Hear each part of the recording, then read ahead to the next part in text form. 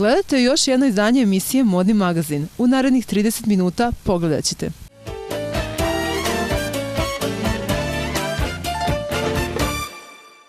And what we want people to understand is it's not just about major fashion brands coming into Serbia and getting quality work at a much lower price, but it's also about preparing this generation of designers to be able to go and sell Serb-made products abroad.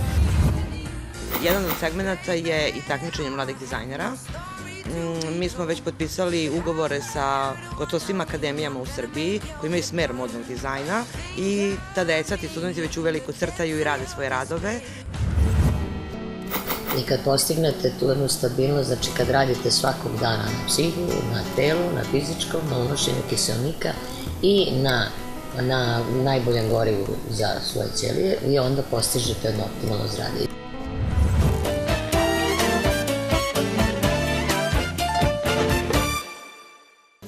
As far as trends are concerned for the spring-summer season, we have two opposing forces that we see in both menswear and in women's wear. Well, the first opposing trend is we have a very simple, very moderate color palette, which includes grays, we see blues, we see blacks, and some hues of whites. And then all of a sudden we see a sudden burst of most unexpected color. We see this color in the accessories mainly, and for men we see that color come in the form of the socks, in terms of the ties, where we would see colors like fuchsia, vivid red. Costume Nacional under Inio Capacity did a fantastic job for the men's line for that season. And then when it comes to the women's wear, we have lots of metallics, colors, very bold colors, just really shocking. Lanvin's collection is quite possibly the best example of color for women coming in for the spring-summer season. If we want to go back to Paris and we want to talk about the couture, then of course you have to look at the recent couture collections done by designers like George Chakra, Zouel Murad, and then we also have Jean-Paul Gaultier, who did a fantastic collection for the season as well. Stéphane Rolland working on the theme of the butterfly, just as Jean-Paul Gaultier did in his haute couture collection, the butterfly. When you see the movements of the butterfly and the actual shape of the butterfly being transfigured into the actual silhouettes. For the menswear, I'm going to tell you, my favorite collection of the season, there were so many, it's going to be really hard. But I have to say, the Trussardi collection done by Gaia Trussardi absolutely restored the honor to the house of Trussardi. We had Vivienne Westwood doing exquisite work. We also had Lanvin with a fantastic collection. We had Brioni, of course, Sergio Cornelioni for the Cornelioni Fashion House. So, wow.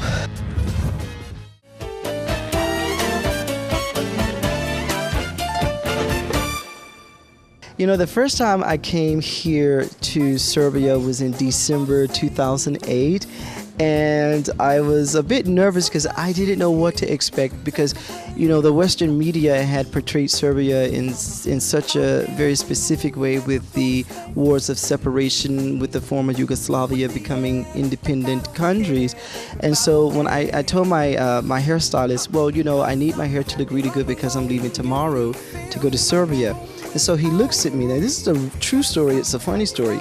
My hairstylist said to me, well, you know, when you go to Serbia, you know, you need to be careful. And I said, why? And he said, well, because, you know, Serbs are... And I said, well, what does that mean? He said, well, when you go to Serbia, you just try to be discreet. And then I looked at him, and I did this to myself. I looked at my hand, and I was like, yeah, I'll be real discreet in Serbia. No one will notice me. So, but when I got here, I had such an amazing welcome. I was just so blown away, and that was the lesson to me, that whenever I travel, that I should travel with no preconceived notions. I should just go with a very open mind. And since that time, I've always encouraged people to come to Serbia, to discover, to come here for vacation, to discover the food. I always say that Serbia has such beautiful women, such handsome men, such beautiful smiling faces. People are so energetic, they're so nice, which is a very different experience for me as I'm American, but I live in Paris.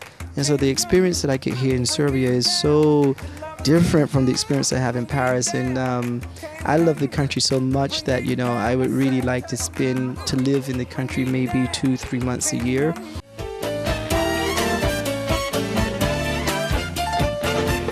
And this is really important, particularly as Serbia will most likely be invited to become a member of the European Union in 2020. So when Serbia is invited formally to become a member of the European Union, we want the fashion sector to be ready. We want the manufacturing sector to be ready. We want the textile sector to be ready, because I know I have many designers that are personal friends, such as Oscar Carvalho, such as Jean-Paul Gaultier, and these major houses are always looking for solutions in terms of pricing, solutions in terms of manufacturing.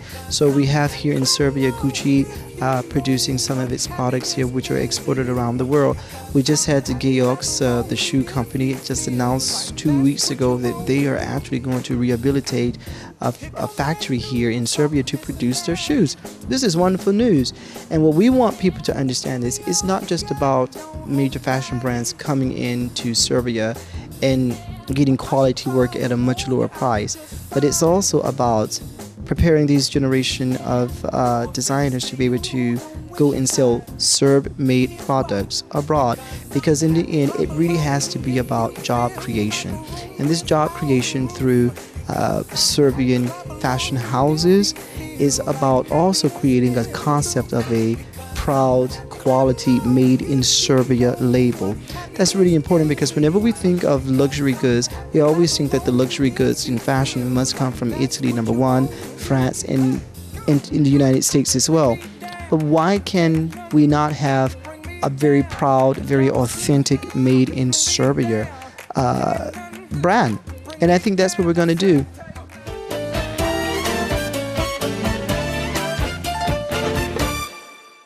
I have known the president of the Fashion Week, Mrs. Svetlana Orvat, for quite a number of years. We actually met in Paris backstage at an haute couture show. And so she said that she wanted to create the Serbia Fashion Week, and she wanted to do it in Novi Sad for many reasons. And she asked me would I come, and I did come. And now I'm actually working with her as the Fashion Week's Vice President of International Development. Now, what exactly does that mean?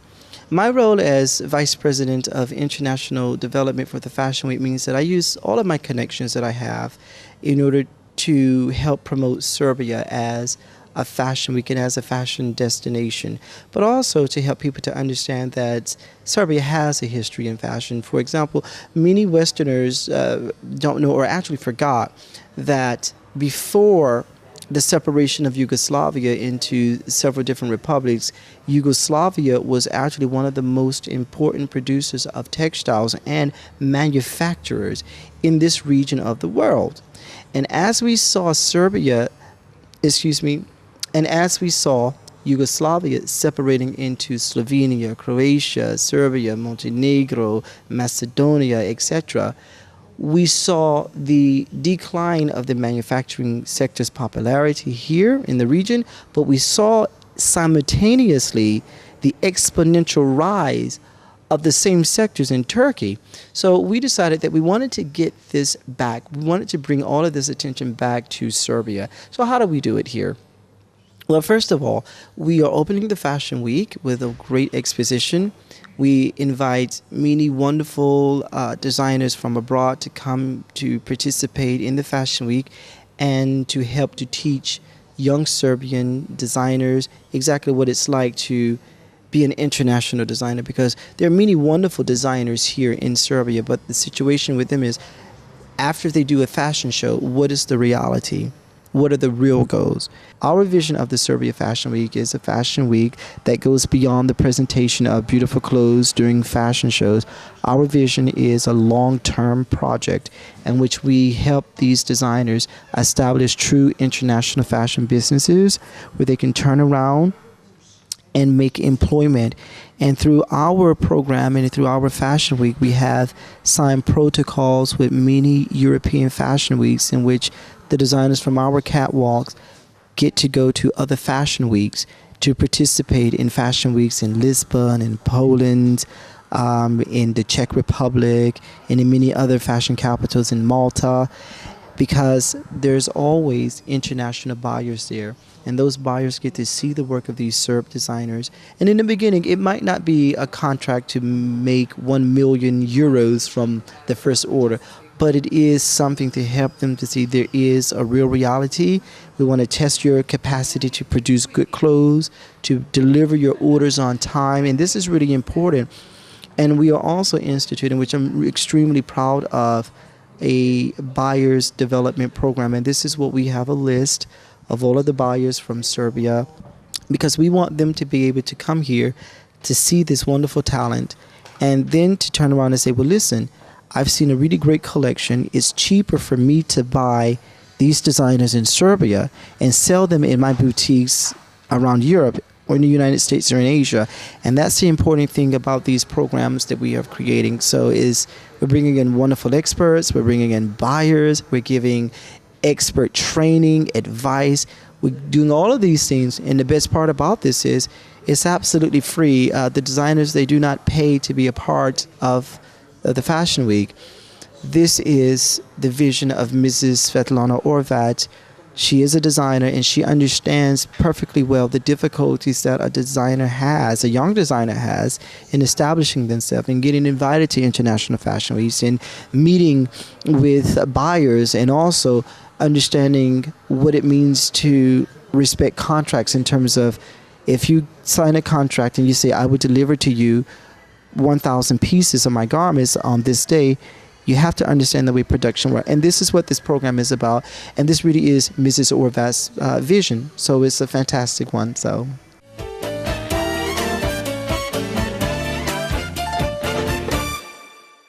I naravno došlo vreme da najavim pre svega svoju dobru prijateljicu, direktoricu Srbije Fashion Weeka, Svetlanu Horvat. Svetlana, Srbija Fashion Week i ove godine, od 22. aprila do 26. aprila i dalje u gradu Novom Sadu. Pitaju se Beograđani zašto.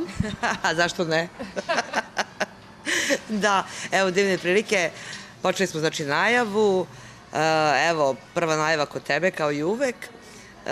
Srbija Fashion Week od 22. do 26. aprila, prolećno izdanje, jesenje biće 2 put godišnje, kao i svi veliki Fashion Weekovi u svetu. Jesenje će biti u oktobru ove godine.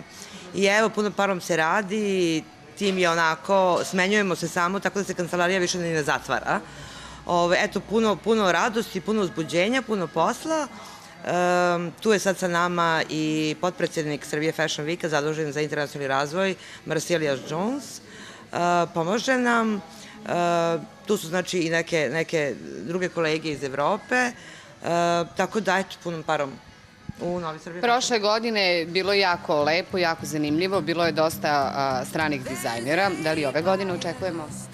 Da, ove godine je ceo Srbija Fashion Week mnogo kompleksniji, odnosno njegov koncept samog Srbija Fashion Weeka je odgovarajući sadržaju evropskih Fashion Weekova u skladu sa Evropskim modnim savetom, čiji smo članovi. Znači, ovaj Srbija Fashion Week će trajati 5 dana. Imaće u svom sastavu, pored naravno revija internacionalnih dizajnera i domaćih dizajnera, 6 stručnih seminara. Imaće jednu dosta značajnu veliku konferenciju. Završno večer će biti Fashion Awards. Imaćemo izložbu fotografija stranih i domaćih fotografa. Imaćemo Design Week. Tako da je vrlo kompleksno i sadržajno, i zbog toga je jako puno posla, ali smo jako srećni jer je konačno se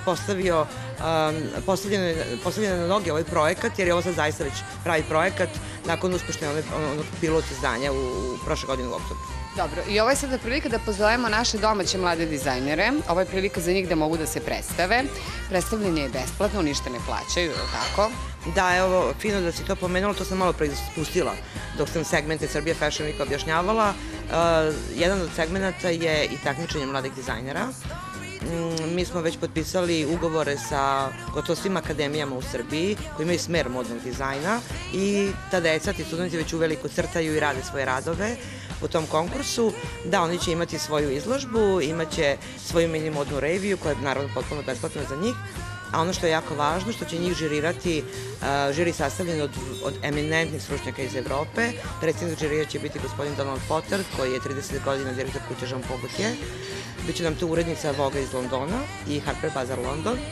To je novost za koju nisi ni ti znala. Tako da biće urednici Fashion One televizije, naravno naš vice president i vlasnik Fashion Insider televizije. Znači, vrlo eminentni stručnjaci iz Evrope će ocenjivati njihov rad i pomoći im, ono što je mnogo važnije, u njihovim karijerama i njihovom predstavljanju napolju van Srbije. I na kraju mene zanima, prošle godine koliko je država učestvovala, odnosno mladih dizajnera iz koliko država? Ne, prošle godine je učestvovalo 11 dizajnera, ne mladih, nego poznatih dizajnera tih država. Ove godine će ih biti 14. Ono što je veliko ima Agata Prada, otvara Srbija Fashion Week i to nam je onako veliki ponos. I bit će 11 ili 12 naših poznatih dizajnera srpskih. Dobro, iz Evrope kod nam dolazi? Pa iz Evrope, evo, ono što sam malo pre rekla, dosta je velika lista. Ono što je, ajde, poznato ime, to je Agata Prada. Dolazi na 2 portugalska dizajnera. Negde na moju želju, sad sam se vratila sa portugalskog Fashion Weeka, Miguel Vieira ima ponovo najlepšu kolekciju u Portugaliji i ja prosto nisam mogla da odolim i morali smo ga ponovo pozvati. Bio je prošle godine. Da, pored njega doći će još jedno veliko portugalsko ime. Iz Francuske 2 kuće visoke mode, iz Španije, znači, Prada, dolazi nam iz Holandije dizajner. Mislim, zaista će biti, mislim da će to biti negdje selektovano polako kroz medije, o svakom dizajneru će biti poneka priča, jer su oni zaista vrhunski dizajneri u svojim zemljama, ali od, recimo, najvećih imena, eto, to je to što bi pomenulo Donalda Potterda, koji je svakako jako značajan iz Francuske, koji stiže. I, eto, da najavimo partnerstvo Who's Next, to je najekskluzivniji modni sajam na svetu iz Pariza. Dolazi predstavnici da potpišu protokol o saradnji sa nama, što znači konkretno od oktobra će srpski dizajneri imati svoj štand na tom najekskluzivnijem sajmu, izlagati svoje modele besplatno i potrudit ćemo se da im stvarno razvijemo karijere u Evropi. Dobro, Svetlana, na kraju kome bi se ovako ti zahvalila? Pre svega bi se zahvalila timu Srbija Fashion Weeka, koji je pun entuzijazma, pun ljubavi prema ovom poslu. Naravno, zahvalila se mom dragom prijatelju Marcellusu, bez koga mnoge stvari ne bi bile moguće. Zahvalila bi se gradu Novom Sadu, koji je, eto, otvorio, raširio svoje ruke za još jedan lep, veliki festival u ovom gradu. Naravno, nekim glavnim partnerima, negde, pošto je Srbija Fashion Week naslonjen na francusku modu, i to nam je i strategija. Eto, Renault je oficijalno vozilo Srbija Fashion Week i tu bi se zahvalila zaista generalnom distributeru i uvozniku Renault za Srbiju. DHL nam je naš logistik partner, znači sve te briljantne kolekcije koje budu stizali iz inostranstva donosit će nam i DHL. Ima tu još dosta partnera, ali eto, to je ono što u ovom trenutku mi je najvažnije. Ali je svakako i prilika da pozovemo i nove poslovne partnere ukoliko žele da se uključe u vaš projekat.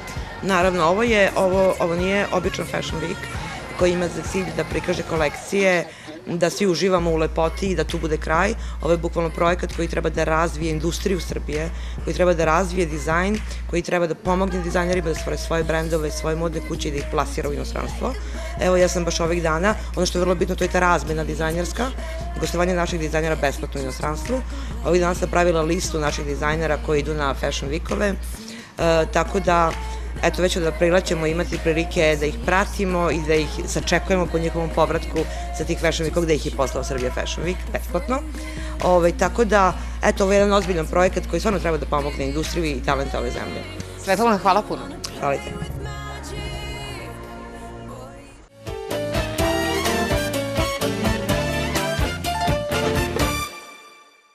Ekipa emisije Modni magazin nalazi se kod Vaje Volk. Majo, dobroveče. Dobroveče. Možete li nešto za početak kažete o vašoj školi zdrave ishrane? Nije to samo škola zdrave ishrane, to je škola zdravlja, koja zove Fit i Sit.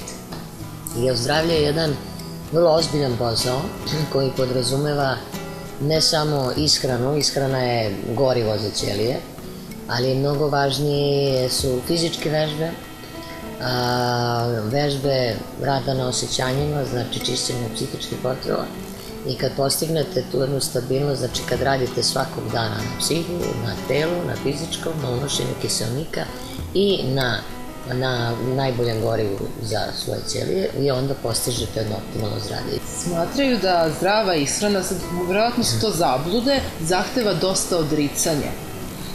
Kako se odreći jake, masne hrane, pa šta biste vi rekli nešto vezano za to? Meni je mnogo smešno to kao da sad kažete kako narkoman da se odvikne od droge, znate.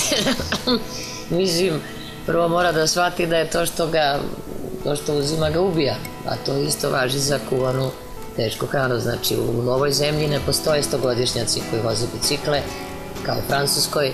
U ovoj zemlji je otprilike prosek evropski za 10 godina viši nego kod nas, znači mi jako kratko živimo, odnosno čak i na naše komšije, Bugari žive duže, Albanci žive duže. Ako si ludi, hoće se ubiješ, pa jedi meso, uživaj, peci, žderi, alkohol i sve to super i umrećeš sa 50 godina jednog finog infarkta i sve u redu. U našoj zemlji jede se dosta hleba i dosta brašna, pa da li biste ih posavjetovali šta da zamene time? I zato imaju puno astme i puno alergije i svega toga. A brašno je mrtvo. Treba da zamene sa klicama i da jedu žitarice u živom stanju. Ja recimo kombinujem orešaste plodove sa žitaricama, uzimam speltu, ječam, raž, kinovu, naut, leblebije i sve to sirovo, potopim u vodu, ono se deblokira i oživi, jer seme je mrtvo i brašno je mrtvo, dok god ne dođe dodir sa vodom, onda oživi. I dan jedan dovoljno da samo prorade klice i onda napravim smesu kao za hleb, ali ga ne pečem, nego sušim u sušari na 30 stepeni kao nekada na suncu, tako da su sačuvani sve hranljivi sastojci i to testo, to brašno je bez glutena, nije brašno nego, znači, taj hleb je bez glutena, nije pečen, bez kvasca je, bez soli, bez svih tih loših stvari i on prosto vas obnavlja, kako da vam kažem, to je onako hrana, tako jedu žitarice u prirodi. Što se tiče šećera, dosta ljudi je ovisno o šećeru, to moramo priznati, dosta se jedu čokolade, slatko, šta biste vi rekli? Danas je šećer koji je bela smrt se nalazi u svim industrijskim proizvodima, u svim kečapima, u svim majonezima, u svim sempovima, u svim kremovima, u svim dresinzima što postoji i tako dalje. I oni izazivaju ovisnost, inače kad je počela prerada šećerne trske, tada je krenuo dijabetes. Do tada nije postojao kao bolest.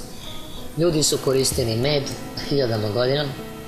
Med je lekovit, a sladak, nikakav problem nema.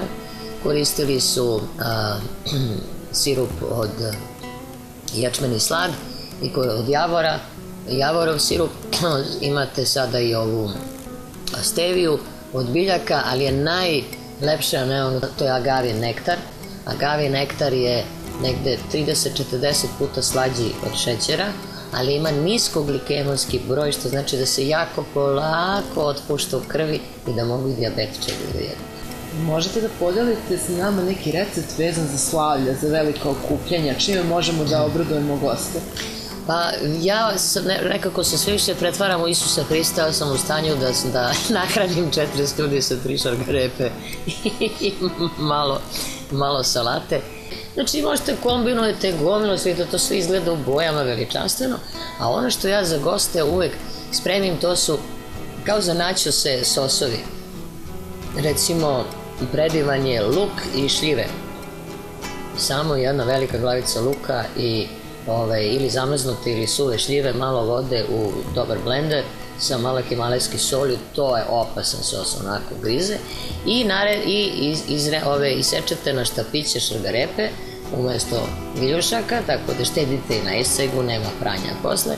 I sa jedno kilogramom šargarepe, to vam je oko 30 dinara, može za jedno 40 ljudi bez problema da napravite sos od indijskog oraha sa recimo limunom i slačicom i peršunom i belim lukom, to je onda majonez fenomenalan. Za sam kraj, šta biste poručili gledalcima Modnog magazina? Da budu slobodni i kreativni, a ne da se vezuju za neke kliše, recepte, pravila. Budite kao u prirodi, budite prirodni, kreirajte svoj život. I ono kad ste me rekli na početku, čega se odricati, ako kažete ne nečemu, to se onda otvara vrata za mnogo da. i možda ćete da uživate u životu bez stimulansa. To je fantastična stvar. Budite odgovorni za svoje zdravlje i za svoje bolesti. Majo, hvala vam što ste bili naš gost.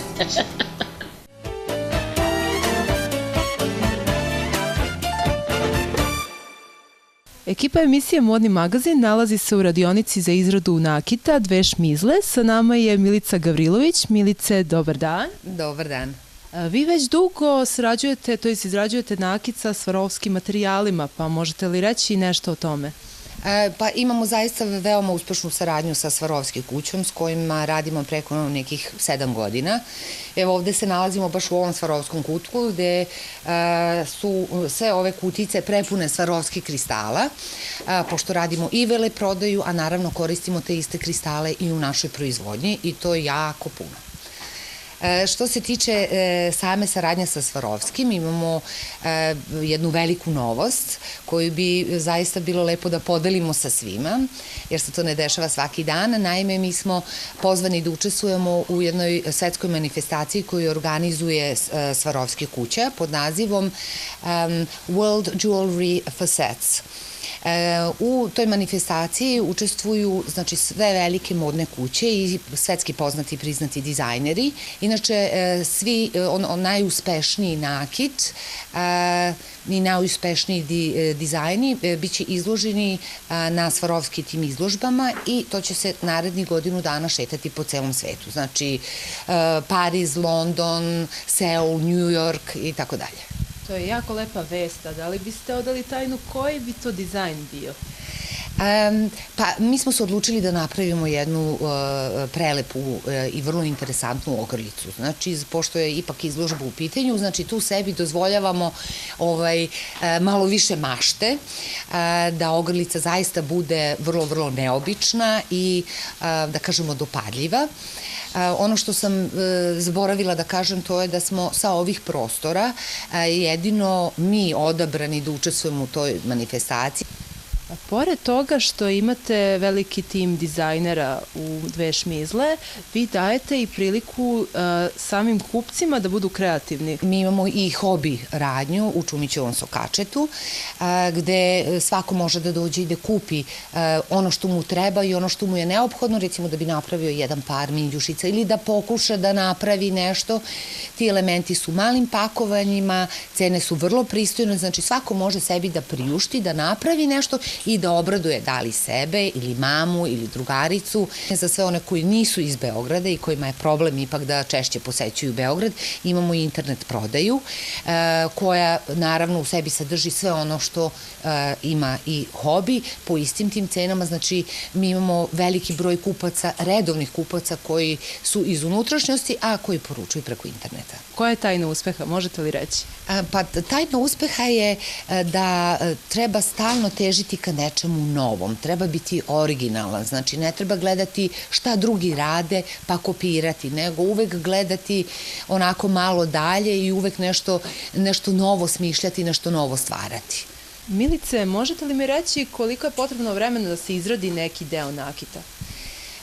Pa sve zavisi od toga, znači da li se radi o nekim komplikovanim komadima ili o nekim, da kažemo, jednostavnim. Sama izrada recimo jednih minđušica može da bude recimo od 15-20 minuta do recimo sat vremena. Ako je minđušica komplikovana, možda čak i više, jer treba recimo puno tih elemenata da se napravi, pa da se sastavi, tako da znači sve zavisi od toga koliko je sama ogrlica ili minđušica, koliko su složene. Milice, hvala vam što ste bili naš gost. Hvala i vama.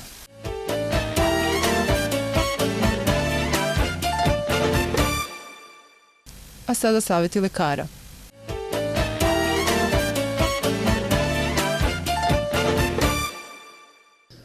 Poštovani gledalci Modnog magazina, pozdrav iz bolnice Donis u svoje ime i u ime naravno mog osoblja. Verovatno smo mnogo puta pričali o nekim hiperkorekcijama, o nečemu što možda nije baš pametno odraditi kada je u pitanju lice, a neke naše, pogotovo mlade dame, to zaista rade ili kad urade malo pretjeraju. U pitanju je ta lična regija ili hiperkorekcija usana. Zbog čega vam to kažem? Evo, baš danas sam imao 3 mlade pacijentkinje kod kojih sam morao korigovati usne jer su, moram reći, zaista toliko pretjerale da to je bilo van svakog ukusa estetskog, no na svu sreću to su radile hijaluronom, pa postoje odgovarajući načini da se to koriguje. Ako vam ja kažem da je jedna pacijentkinja imala 11 kubika materijala u usne, onda možete misliti kako je to izgledalo. Dobro sam ja to uspeo odraditi, postoji enzim, takozvana hijalurondaza, koja se ubrizga na nekoliko mesta, uz blagi otok, mali bol i to se dosta koriguje i ajde, uspećemo možda još uz jednu korekciju, pa čak možda i 2. Ali to što mi to možemo korigovati, to možda ne opravdava, opet ponavljam, ove naše mlade dame da idu u takvu hiperkorekciju, jer pazite, ja sam evo u zadnjih mjesec, 2 nešto prošao i Španiju, i Njemačku, i Češku, nema više takvih usana, nema više usne u toj meri, nisu toliko, ajde kažem, u trendu. I upravo našim damama poručujem, nemojte tako, to je možda bilo pre nekoliko godina i tražilo se, to više nije. Isto tako kao što grudi nisu više u trendu, ja preko 400 kubika možda nisam već 2 godine uradio implante, već je to sve u nekim anatomskim merama. Dakle, savjetujem da i usne kad se rade, koje mogu mnogo lepo da se urade, ali upravo da budu u nekim anatomskim proporcijama i da ne odskaču od lica.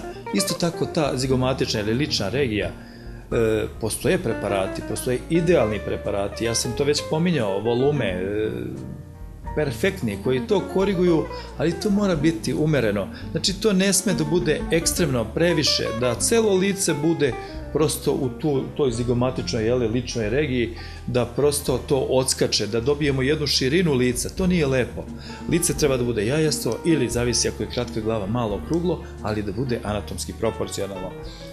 I još jedan moj savjet, sada postoje izvanredni preparati hijalurona, čija je trajnost godinu i po, pa do 2, i da se uglavnom baziraju i opredele za hijaluronske preparate, koje ja ne želim insistirati, jer na našem tržištu već ima 10-15 različitih preparata hijalurona, ali savjet je kada koristite i korigujete usne, koristite hijaluron. U svakom slučaju, i za ove savjete i za sve druge savjete možete doći u bolnicu Adonis i mi ćemo vas vrlo rado posavjetovati, a ako treba i neku korekciju odraditi. Iza nas je preko 15.000 odrađenih usana, a to, budite sigurni, nije malo. To je ipak veliko iskustvo. Hvala vam lepo.